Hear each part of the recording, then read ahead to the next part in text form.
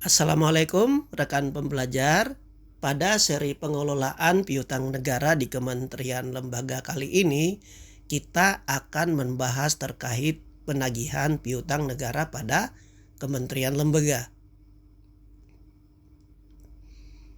Di sesi sebelumnya kita sudah membahas bagaimana proses pengelolaan piutang negara pada Kementerian Lembaga, dan di sesi kali ini kita akan membahas seri terkait penagihan pada instansi pengelola piutang pada Kementerian Lembaga.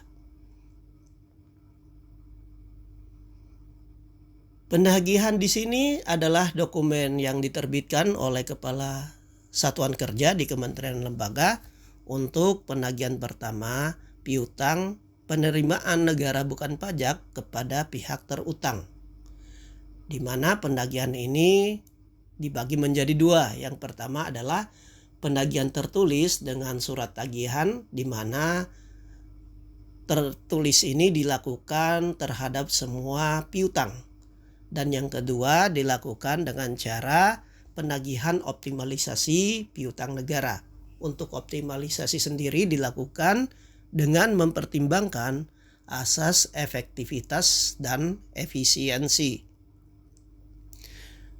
Dalam penagihan sendiri dilakukan pendokumentasian, pengadministrasian, dan mengamankan surat tagihan, bukti pengiriman, dan juga bukti lain yang terkait, baik secara manual maupun secara elektronik. Dan dalam hal penanggung utang tidak melakukan pemenuhan kewajiban atas surat tagihan, dapat menjadi dasar bagi KL untuk menghentikan layanan kepada penanggung utang.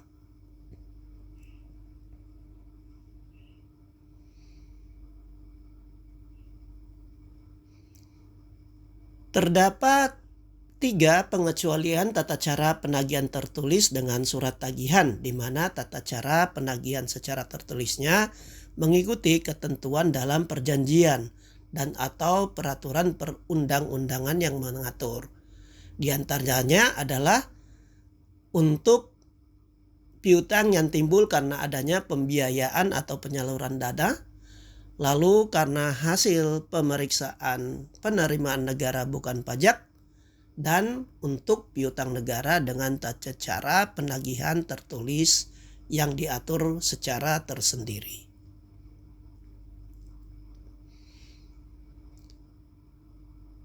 Dalam penerbitan dan penyampaian surat penagihan yang dilakukan oleh Satker, pertama diterbitkan adalah surat penagihan pertama, di mana tagihan pertama ini disampaikan paling lambat 10 hari kerja sejak jatuh tempo atau sejak laporan yang menjadi dokumen sumber piutang negara diterima.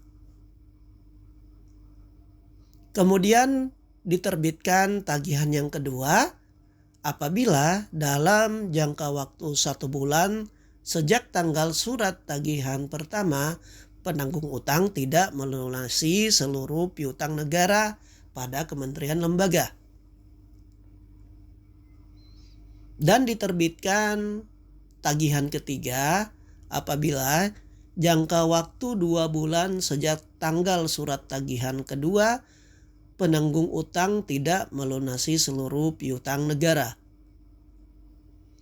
Lalu kemudian pengurusannya diserahkan kepada panitia urusan piutang negara apabila dalam jangka waktu 3 bulan sejak tanggal surat tagihan ketiga penanggung utang tidak melunasi seluruh piutang.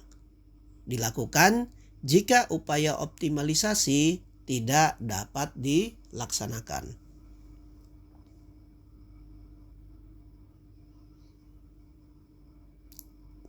Selanjutnya bagaimana penagihan tertulis dengan surat tagihan, di mana Penyampaiannya dilakukan secara manual melalui surat tercatat atau secara elektronik melalui surat elektronik.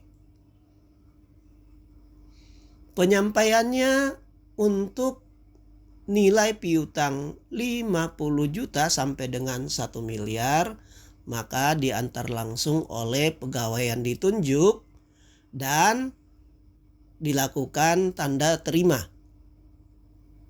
Lalu untuk nilai piutang lebih dari 1 miliar diantar langsung oleh pegawai yang ditunjuk dengan berita acara. Dan apabila penanggung hutang tidak dijumpai pada saat penyampaian, maka dapat disampaikan kepada orang dewasa yang bertempat tinggal bersama atau yang bekerja di kantor atau tempat usaha penanggung utang, atau bisa juga kepada kepala lingkungan setempat untuk disampaikan kepada penanggung utang.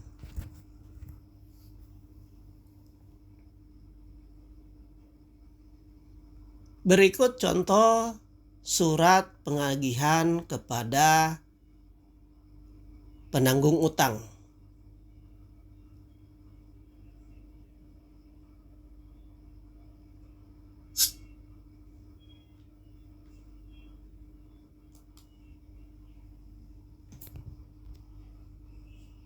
Demikian tema kita kali ini. Jumpa lagi dengan saya pada video-video berikutnya. Salam dari saya. Assalamualaikum.